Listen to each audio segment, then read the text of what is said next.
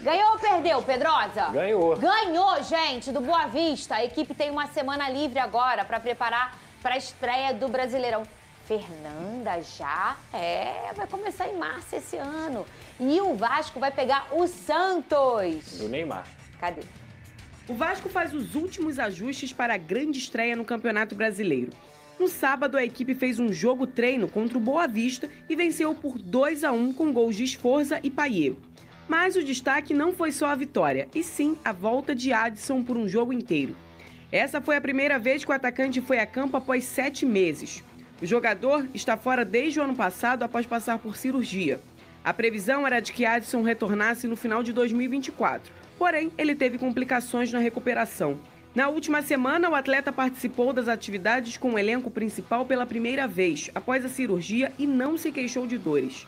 A tendência é que Carille possa contar com o jogador para a partida contra o Santos. Até agora, o técnico fez 2 jogos-treino para preparar a equipe para o Brasileirão. Além do campeonato, o Vasco terá a Sul-Americana e a Copa do Brasil para brigar por títulos na temporada. Pelo Brasileiro, a estreia será em casa, para quem sabe começar com o pé direito.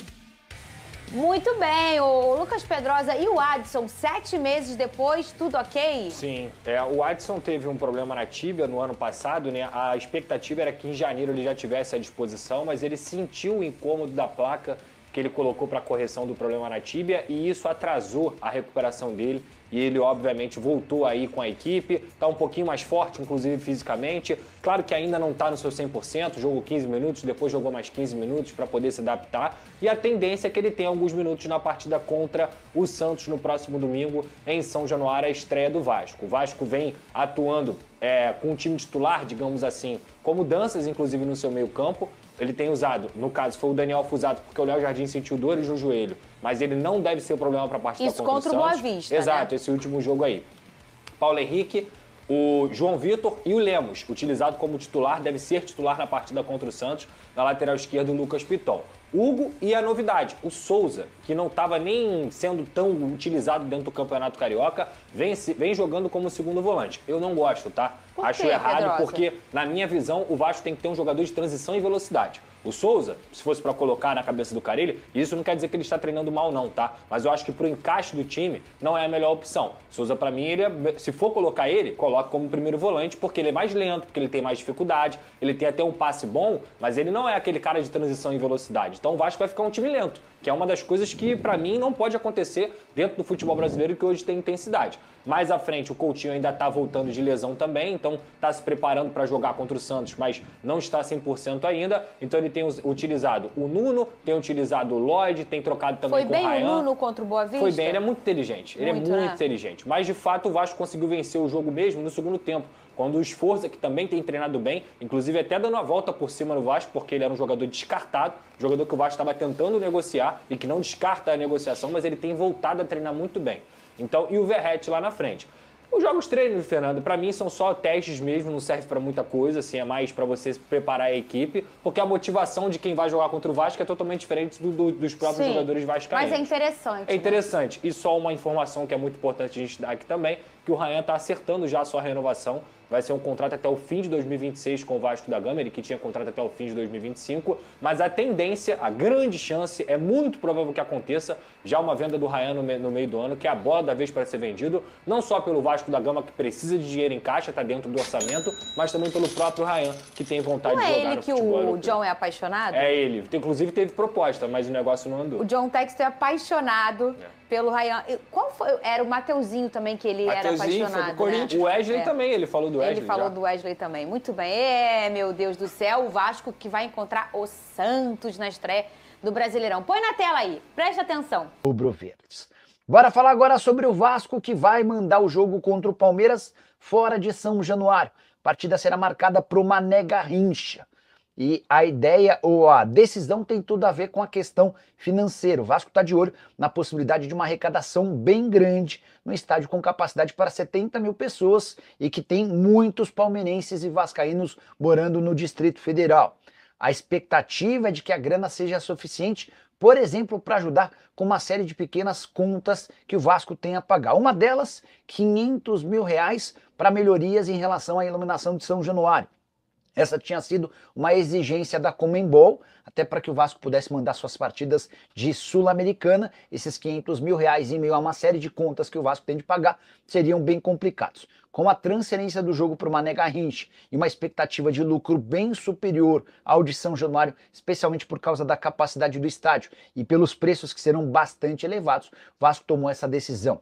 Não está descartado que o Vasco mande outras partidas ao longo do Brasileiro longe de São Januário, mas essa decisão vai ser tomada de acordo com as dificuldades do Caixa. Só para relembrar, 777 deixou o Vasco com uma série de pendências, dívidas, além de não ter feito o repasse de R$270 milhões que estavam programados para o ano passado.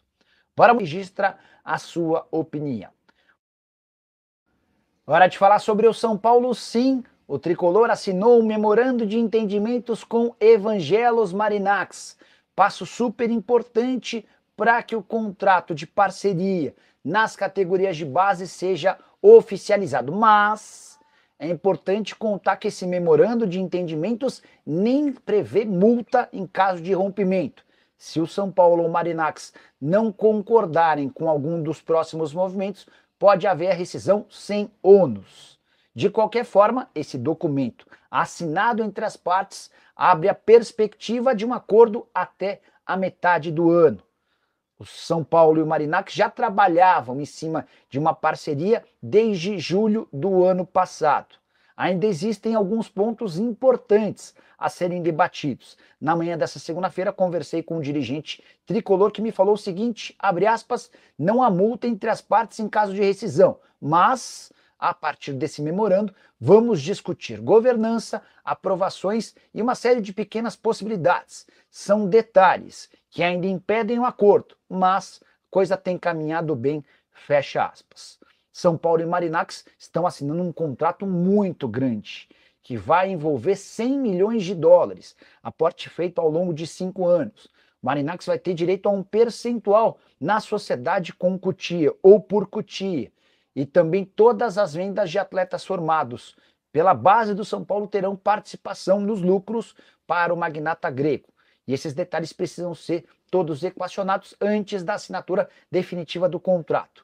Com esse memorando de entendimentos, o São Paulo dá um enorme passo e mostra ao mundo que sim, o Evangelos Marinax quer virar parceiro do São Paulo, mas ainda não dá para comemorar ou dar esse negócio como fechado a partir desse memorando. Deu para entender a história? O que você pensa sobre esse acordo com o magnata grego? Só lembrando, já havia contado para vocês com exclusividade, que parte desses US$100 milhões prometidos em 5 anos será utilizado na contratação de reforços para o time. Acabou babando, né?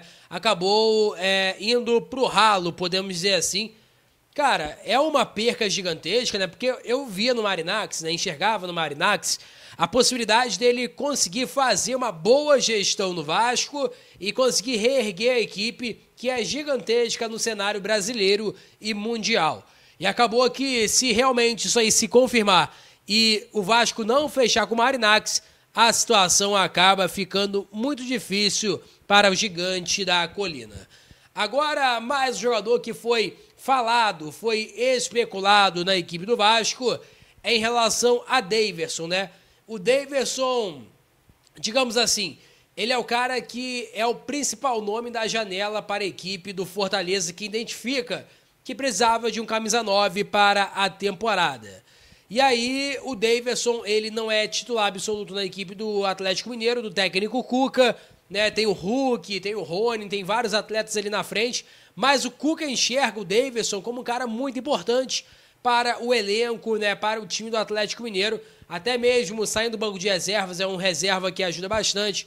Então, basicamente é isso, né? O Daverson não deve ir para o Fortaleza nessa janela, a negociação vai se arrastando, vai tendo pouco tempo de janela e automaticamente ficaria muito complicado para que o atleta Daverson conseguisse essa negociação. Muitos torcedores do Vasco pedem muito a negociação com o Daverson, porque ele é um jogador vascaíno, um jogador que é um atleta que é muito bom, né, cá pra nós, né, tem essa fama aí de zoeira e tudo mais, mas é um cara que, assim, na tática, né, na técnica e também na raça, eu acho que encaixaria muito bem. com a equipe do Vasco. Galera, peço desculpa a vocês que eu estou com a voz muito ruim mesmo, garganta inflamada, muito ruim mesmo, mas eu tô aqui na raça fazendo esse vídeo para vocês. Peço a você que deixe o like, é muito importante para o nosso canal. Acione o sininho de notificação para não perder nenhum conteúdo. Nossa meta, olha, alcançar 60 mil, conto muito com a sua ajuda e também com a sua moral. Vou ficando por aqui, valeu, tamo junto e é nóis! Fui!